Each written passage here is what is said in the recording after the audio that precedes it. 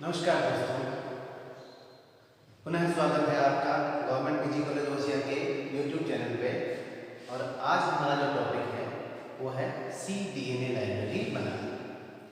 अब अगर हम, चूंकि ये मॉलिक्यूलर बायोलॉजी का टॉपिक है और अगर हम देखें जोधपुर विश्वविद्यालय के तृतीय वर्ष थर्ड ईयर BSc का बायोटेक्नोलॉजी जो पेपर है उसके अंदर ये टॉपिक है।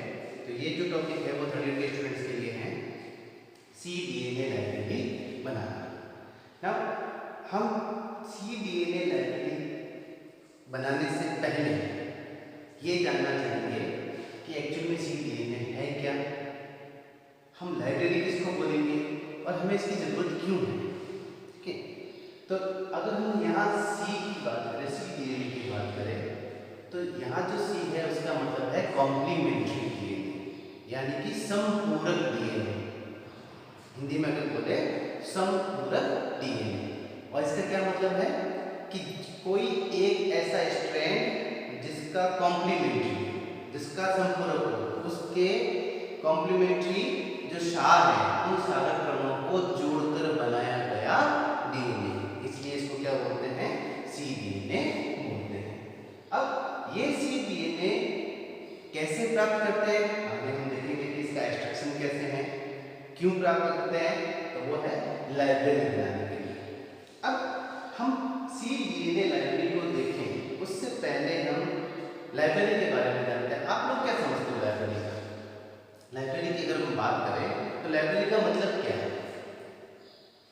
जैसे हम लाइब्रेरी की बात करते हैं, वहाँ देखते हैं हम कि कई सारी बुक्स हैं और रैक्स के अंदर बुक्स चल रही है। हमें अगर कोई टॉपिक की जानकारी चाहिए या हमें कोई सब्जेक्ट चाहिए, कोई विषय चाहिए हमें, तो हम क्या करते हैं, लाइब्रेरी में जाते हैं, उस पर्टिकुलर किताब को उठाते हैं, उसमें से उस टॉपिक को देखते हैं। तो लाइब्रेरी क्या है, सूचनाओं को एक जगह रखने की जगह, जहां हम उसको कई सारी बुक्स के फॉर्म के अंदर उन सूचनाओं को हमने रखा हुआ है। जस्ट लाइक लाइब्रेरी, क्योंकि हम इसको लाइब्रेरी क्यों बोल रहे हैं कि यहाँ पर भी किसी जीव के या किसी सेल के, ऑर्गेनिज्म बात कर रहे हैं तो उसके ऑर्गेनिज्म के सभी सेल की DNA कैसी होगी, एक जैसी होगी।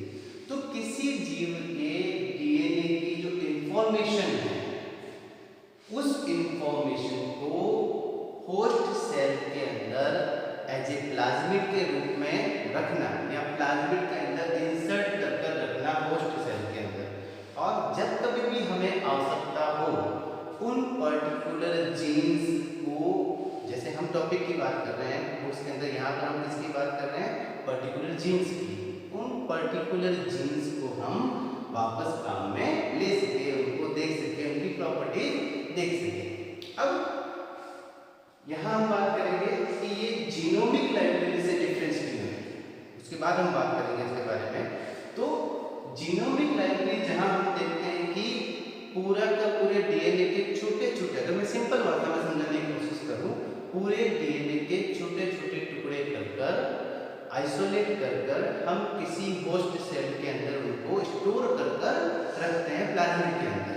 चूंकि पूरे DNA के अंदर हम देखते हैं कि दो तरह की सूचनाएं होती है, एक नॉन कोडिंग सूचनाएं जिसको हम इंट्रॉन्स बोलते हैं, और एक कोडिंग सूचनाएं जिसको हम एक्सॉन्स बोलते हैं।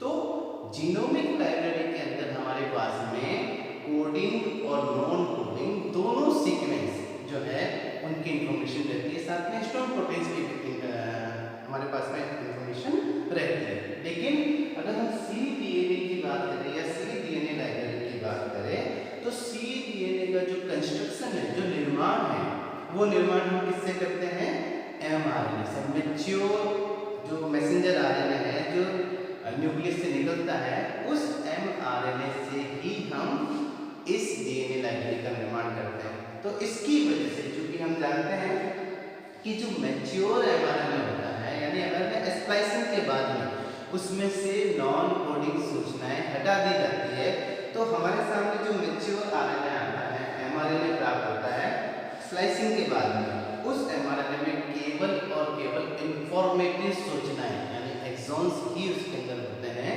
और इस कारण से ये किसी पर्टिकुलर जीन की राइट इंफॉर्मेशन है कि उस जीन को अगर हमें एक्सप्रेस करवाना है किसी जीन के के अंदर उसे प्रोटीन बनाना है तो उस पर्टिकुलर जीन की एग्जैक्ट राइट इंफॉर्मेशन इसके अंदर होती है बिना नॉन कोडिंग सीक्वेंस के, बिना इंट्रॉन्स के। इसीलिए हम cDNA का कंस्ट्रक्शन करते हैं। अब रही बात कि हम इसका कंस्ट्रक्शन करेंगे कैसे, तो यहाँ पहले एक कंसेप्ट और आता है, क्योंकि मैंने अभी बात की आप लोगों से जैसे होस्ट सेल की और प्लाज्मिड की बात की, वेक्टर की बात की। तो होस्ट सेल या प्लाज्मिड या वेक्टर क्या है, थोड़ा सा इंफॉर्मेशन दे दूंगा यहाँ पर, क्योंकि एक सेपरेट टॉपिक है, ये प्लाज्मिड एक सेपरेट टॉपिक है।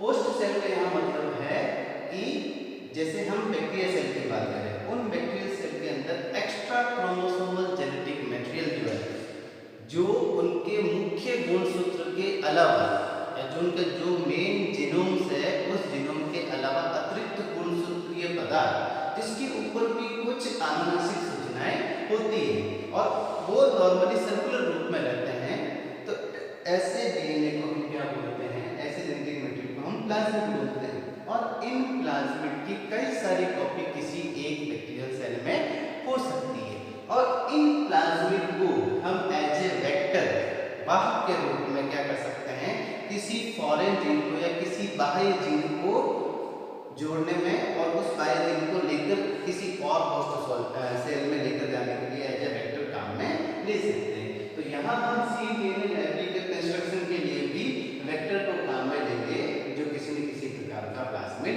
हो सकता है। तो ये तो था ब्रीफ इंट्रोडक्शन कि cDNA लाइब्रेरी कैसे की जरूरत हमें क्यों है, किस लिए बनाते हैं, cDNA क्या है, लाइब्रेरी का मतलब क्या है और प्लाज्मिड का मतलब क्या है। अब हम बात करें कि cDNA लाइब्रेरी से पहले हमें cDNA बनाना पड़ेगा। और cDNA कैसे बनाएंगे अपन, तो cDNA बनाने के लिए अभी मैंने बताया कि हमें एक तो mRNA की जरूरत है, और mRNA कौन सा, जो कि मैच्योर mRNA यानी स्प्लाइसिंग के बाद का, न्यूक्लियस से निकलने के बाद में जो mRNA स्प्लाइसिंग होने के बाद जो मैच्योर mRNA होता है, उस mRNA की हमें जरूरत है। तो पहला स्टेप जो है इसका, वो स्टेप कौन सा है, mRNA एक्सट्रैक्शन।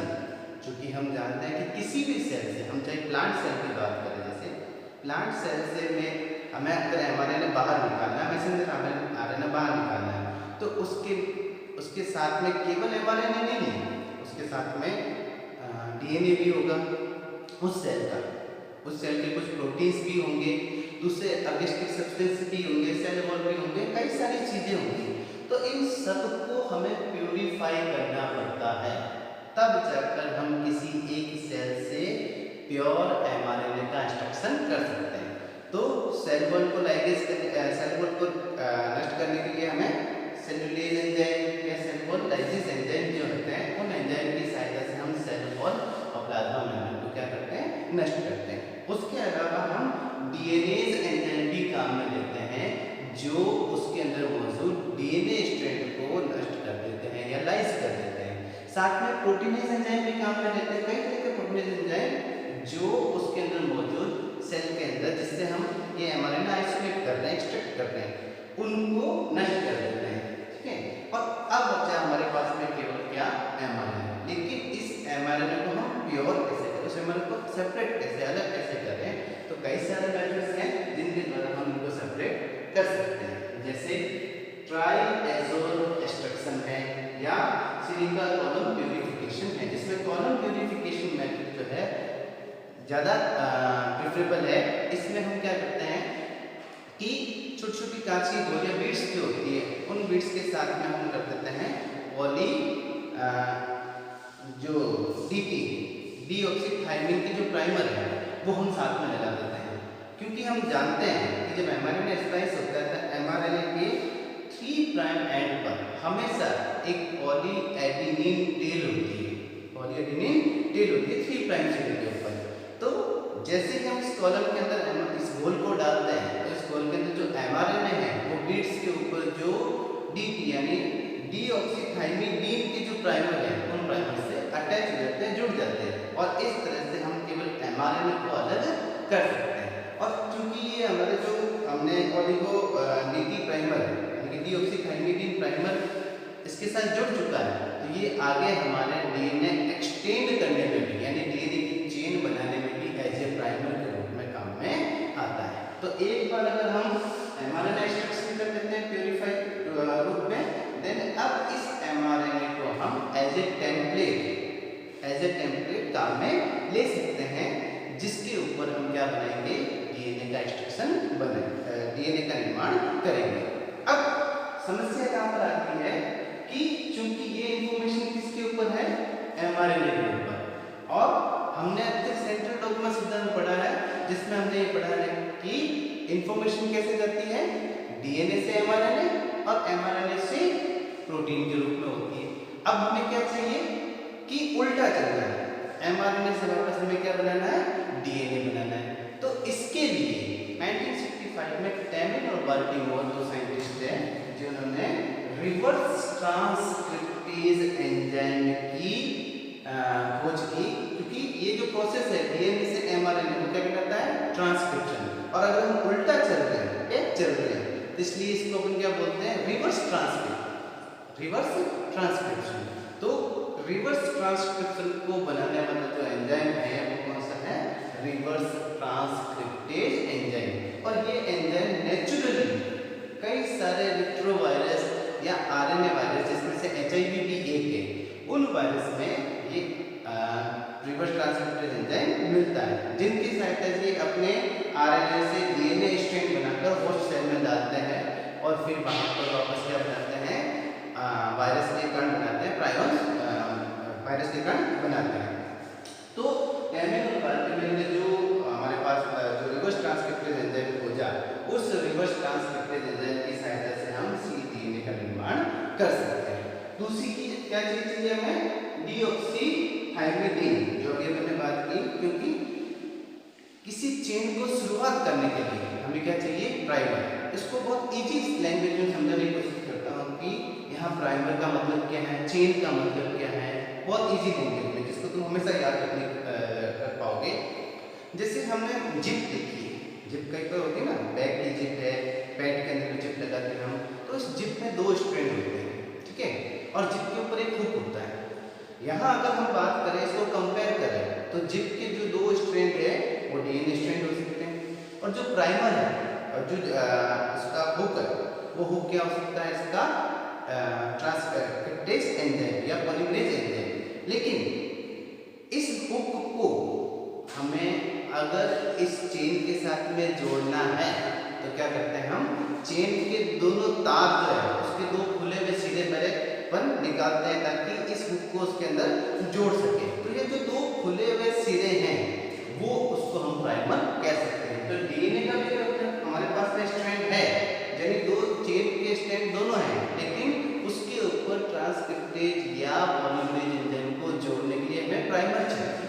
तो यहाँ प्राइमर कौन सा होगा, ओलिगो डीटी यानी डीऑक्सीथाइमिडीन प्राइमर, जो हमने जब mRNA एक्सट्रैक्शन किया था प्योर रूप में, तो उसको अलग करने के लिए हमने काम में लिया था। तो ओलिगो डीटी थाइमिडीन चाहिए, रिवर्स ट्रांसक्रिप्टेज एंजाइम चाहिए, और उसके बाद हमें क्या चाहिए, इसके अंदर वापस डबल स्ट्रैंडेड डीएनए बनाने के लिए हमें डीएनए पॉलीमरेज एंजाइम भी चाहिए, और साथ में हमें S1 न्यूक्लियस एंजाइम भी चाहिए। इन सभी की सहायता से हम क्या कर सकते हैं, डीएनए का mRNA का cDNA बना सकते हैं। अब यहाँ इस चित्र में देखें हम, या इस डायग्राम जो मैंने बनाया है, यहाँ इस डायग्राम में हम देखेंगे कि cDNA का कंस्ट्रक्शन कैसे कर सकते हैं। कुछ स्टेप है, हालांकि बहुत कॉम्प्लिकेटेड मेथड है, लेकिन समझाने की दृष्टि से इसमें स्टेप बाय स्टेप कुछ प्रोसेस होते हैं। तो सबसे पहले यहाँ पर आपको गुलाबी रंग में लाल रंग में दिखाई दे रहा है एक mRNA स्ट्रैंड, जिसके 3 प्राइम सिरे पर क्या होती है, पॉलीएडेनिन टेल होती है, जो कि स्प्लाइसिंग के बाद इसके ऊपर होती है पॉलीएडेनिन टेल। और चूंकि जब हमने इसको प्यूरिफाई किया था तो उस वक्त हमने इसमें क्या जोड़ा था, इसके ऊपर ओलिगो डीटी प्राइमर यानी डीऑक्सीथाइमिडीन प्राइमर, जो कि इसका कॉम्प्लीमेंट्री होता है, एडेनिन का कॉम्प्लीमेंट्री होता है, इसलिए सभी से क्या होता है, जुड़ जाता है। तो चूंकि हमारे पास में एक टेम्पलेट मौजूद है, एक प्राइमर मौजूद है, और इस प्राइमर के ऊपर हमें क्या जोड़ना है, रिवर्स ट्रांसक्रिप्टेज एंजाइम। तो जो पहला स्टेप है, उस स्टेप के अंदर हम क्या करते हैं कि इस mRNA टेम्पलेट को हम इंक्यूबेट करते हैं।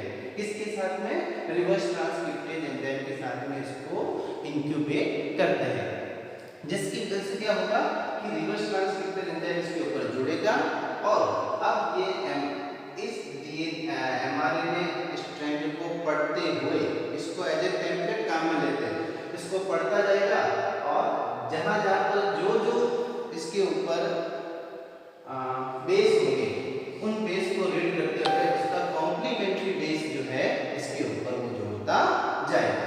ठीक है, देन नेक्स्ट स्टेप में हम देखते हैं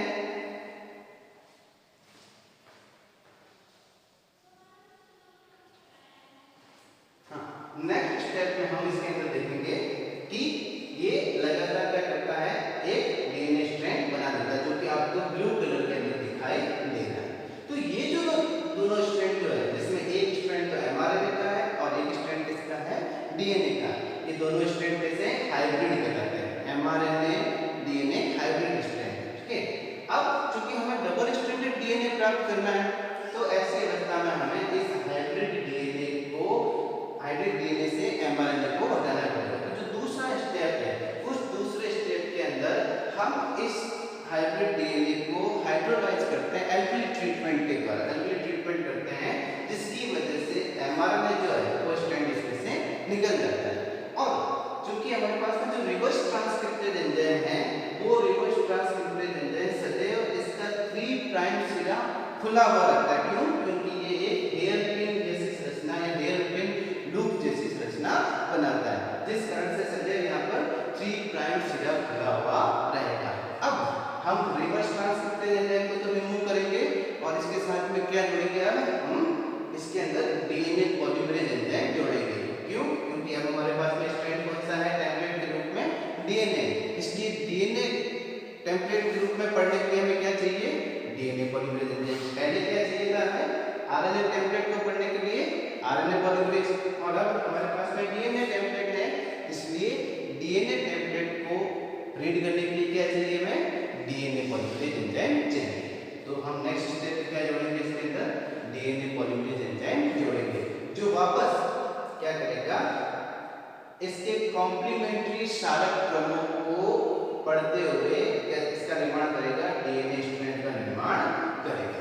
अब चूंकि हमारे पास में डबल स्ट्रैंडेड डीएनए तो बन गया है, लेकिन इसके 5 प्राइम से लेकर ऊपर क्या मौजूद है, एक हेयर पिन लूप मौजूद। तो उस लूप को हटाने के लिए, ताकि हमारा स्ट्रैंड जो है वो फ्री हो जाए, इसमें कोई लूप ना रहे, हम क्या करते हैं, S1 न्यूक्लियस एंजाइम से इसको रिएक्शन करवाते हैं, ताकि यहाँ पर एक निक उत्पन्न कटान उत्पन्न हो जाता है। और अब जो हेयर पिन लूप है उसके ऊपर क्या हो जाएगा, एक कटान उत्पन्न हो जाएगा। नेक्स्ट स्टेप के अंदर हम देखते हैं कि इस डीएनए को हम इंक्यूबेट करते हैं किसके द्वारा, किसके साथ में, टर्मिनल ट्रांसफरेज एंजाइम के साथ में इसको इंक्यूबेट करते हैं। इस एंजाइम की हमें क्यों आवश्यकता है, क्योंकि जब कभी भी हम इस डीएनए को जो हमने प्राप्त किया है एमआरएनए से, इस डीएनए को हम वेक्टर के अंदर डालेंगे, वेक्टर के अंदर हमें कॉपी करना है, वेक्टर के अंदर इंसर्ट करना है। तो वेक्टर के अंदर इंसर्ट करने के लिए हमें इसके दोनों जो सिरे हैं वो खुले हुए चाहिए, स्टैगर्ड एंड नहीं चाहिए, हमें स्टैगर्ड एंड चाहिए, ब्लंट एंड नहीं चाहिए। तो स्टैगर्ड एंड प्राप्त करने के लिए हम किसी भी इसमें क्या करेंगे, टर्मिनल ट्रांसफरेज एंजाइम को ऐड करेंगे और कोई एक प्रकार का क्षारक जो है इसके अंदर ऐड करके, जैसे यहाँ पर अपन ने साइटोसिन को ऐड किया है।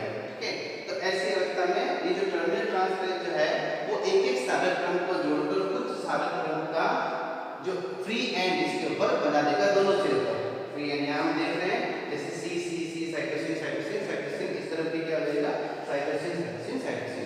और ऐसे ऐसे टर्मिनल ट्रांसफरेज एंजाइम की सहायता से हम जिस वेक्टर में इसको डालना है, जिस प्लाज्मिड में इसको डालना है, उस प्लाज्मिड के अंदर भी हम इसके कॉम्प्लीमेंट, जैसे यहाँ पर हमने साइटोसिन काम में लिया है, तो इसका कॉम्प्लीमेंट्री कौन सा होगा, सी के साथ में क्या जुड़ेगा, जी, ना, गुएनोसिन। तो हम गुएनोसिन को काम में लेंगे, ठीक है ना। और उसके अंदर स्टैगर्ड एंड किसके बना देंगे, वेक्टर के अंदर गुएनोसिन के स्टैगर्ड एंड बना देंगे, ताकि ये दोनों एक दूसरे से हैंडलिंग कर ले और हमारा रिकॉम्बिनेंट वेक्टर बन जाए। तो यहाँ तक तो हमने देखा कि किसका निर्माण हुआ, सी डीएनए का निर्माण हुआ। देन इस सी डीएनए को हम अब किसमें काम में लेंगे, एज ए लाइब्रेरी बनाने के काम में लेंगे। अब मैंने पहले समझा चुका हूं आप लोगों को कि लाइब्रेरी का मतलब क्या है, जहां कई सारी इंफॉर्मेशन को हमने उसके रूप में रखा है। जस्ट लाइक लाइब्रेरी की तरह हम यहाँ पर भी क्या करते हैं कि किसी एक जीव के कई सारे जीनों को अलग अलग सी डीएनए बनाकर, उन जीनों के अलग अलग सी डीएनए बनाकर हम उनको अलग अलग वेक्टर में डालकर या अलग अलग टारगेट डालकर होस्ट सेल के अंदर स्टोर कर रखते हैं, ताकि जब कभी हमें किसी पर्टिकुलर जीन की प्रोटीन की आवश्यकता हो तो हम उन होस्ट सेल को लाइब्रेरी में से निकालकर उन पर्टिकुलर जीन्स को प्राप्त कर सकते हैं प्योर फॉर्म के अंदर, ताकि सीधे ही उससे क्या प्राप्त कर सके, प्रोटीन प्राप्त कर सकते हैं। या हम किसी ऐसी होस्ट सेल में डालकर इंडस्ट्रियल प्रोडक्शन के रूप में इन पर्टिकुलर जीन को उस होस्ट सेल में डालकर रख सकते हैं कि जब कभी भी हमें आवश्यकता है तो उन होस्ट सेल को लिया और उससे वापस प्योर फॉर्म के अंदर जीन प्राप्त करेंगे, जो कि उसकी खुद की नहीं है। नॉर्मली चूंकि बैक्टीरिया कैसा है, प्रोकैरियोटिक, और हम इसमें यूकैरियोटिक जीन को भी डालकर रख सकते हैं, वेक्टर के रूप के अंदर रख सकते हैं। इसीलिए हम इसको क्या बोल रहे हैं, एक लाइब्रेरी बोल रहे हैं, जो कि ये कॉम्प्लीमेंट्री डीएनए, इसलिए हम इसको क्या बोल रहे हैं, कॉम्प्लीमेंट्री सी डीएनए लाइब्रेरी बोलते हैं। अब इसमें जो प्रोसेस है उसमें हम देख लेते हैं। सबसे पहला प्रोसेस तो था हमने एमआरएनए एक्सट्रैक्शन किया, फिर आरएनए से निकाला, फिर उससे डीएनए बनाया, तो यहाँ तक का सी डीएनए प्रोसेस था। अब इस सी डीएनए को हम रेस्ट्रिक्शन एंडोन्यूक्लियस एंजाइमों की सहायता से, जो पर्टिकुलर किसी साइट को पहचानते हैं और स्टैगर्ड एंड बनाते हैं, उन रेस्ट्रिक्शन एंडोन्यूक्लियस एंजाइम की सहायता से बैक्टीरियल सेल के जो प्लाज्मिड है उन प्लाज्मिड के अंदर इंसर्ट करते हैं। यानी कि इन डीएनए को जो प्लाज्मिड है उस प्लाज्मिड को हम रेस्ट्रिक्शन एंडोन्यूक्लियस एंजाइम की सहायता से काटेंगे और उसके साथ में जो स्टैगर्ड एंड है वो स्टैगर्ड एंड इसके साथ एनीलिंग करके क्या बनाएंगे, रिकॉम्बिनेंट प्लाज्मिड बनाएंगे। रिकॉम्बिनेंट क्यों बोल रहा हूँ, क्योंकि इन प्लाज्मिड के अंदर हमारी इच्छित जीन भी मौजूद है, जो कोई यूकैरियोटिक जीन हो सकती है। नॉर्मली जैसे प्लांट की बात करें तो प्लांट के लिए कोई जीन इसमें हो सकती है। अब इन प्लाज्मिड को हम रिकॉम्बिनेंट प्लाज्मिड को वापस किसमें डालते हैं, इंसर्शन करते हैं किसके अंदर, होस्ट सेल के अंदर। यहाँ ये होस्ट सेल कौन सी हो सकती है, बैक्टीरियल सेल हो सकती है। और फिर इन बैक्टीरियल सेल को हम इंक्यूबेट करते हैं, ग्रो करते हैं, ताकि हमें लाखों प्रतियां इसकी प्राप्त हो जाए लाखों प्रतियां या लाखों बैक्टीरियल सेल्स इसका को मिल जाए, जिसमें ये रिकॉम्बिनेंट प्लाज्मिड मौजूद है। फिर कई सारे मेथड है जिसके द्वारा हम रिकॉम्बिनेंट सेल्स को पहचान सकते हैं, और उन रिकॉम्बिनेंट सेल को पहचान कर अब हम उनकी एक लाइब्रेरी जो है वो, यानी कि इन रिकॉम्बिनेंट सेल्स को हम डीप फ्रीजर के अंदर या लो टेम्परेचर के ऊपर स्टोर कर रख सकते हैं एज ए लाइब्रेरी के रूप में। और जब कभी हमें आवश्यकता होती है किसी पर्टिकुलर जीन की, तो उन पर्टिकुलर जीन्स वाली बैक्टीरियल सेल्स को हम इन लाइब्रेरी में से या इन स्टोर सेल में से निकालकर अपने काम में ले सकते हैं। तो ये जो प्रोसेस है, ये प्रोसेस क्या कहलाता है, सी डीएनए लाइब्रेरी कहलाता है। ये जो कहलाता है कौन सा है, सी डीएनए लाइब्रेरी है। तो ये जो आपका टॉपिक था आज का, वो था सी डीएनए लाइब्रेरी का कंस्ट्रक्शन करना। और इसका यूज कहाँ पर है कि जब कभी भी हमें किसी पर्टिकुलर जीन की आवश्यकता है प्योर फॉर्म के अंदर, हम इस लाइब्रेरी में से उन बैक्टीरियल होस्ट को या होस्ट सेल को उठाकर उसमें से वो जीन प्योर रूप में प्राप्त कर सकते हैं। और किसी जगह पर अगर हमें एक्सप्रेस करवाना उस जीन को, तो आसानी से उसको एक्सप्रेस करवा सकते हैं प्योर फॉर्म में होने की वजह से। तो ये जो कहलाएगा, ये कहलाएगा सी डीएनए लाइब्रेरी है। तो कैसा लगा आपको दोस्तों ये हमारा टॉपिक? अगर अच्छा लगा हो तो लाइक जरूर कीजिए और इसको ज़्यादा से ज़्यादा शेयर कीजिए। धन्यवाद।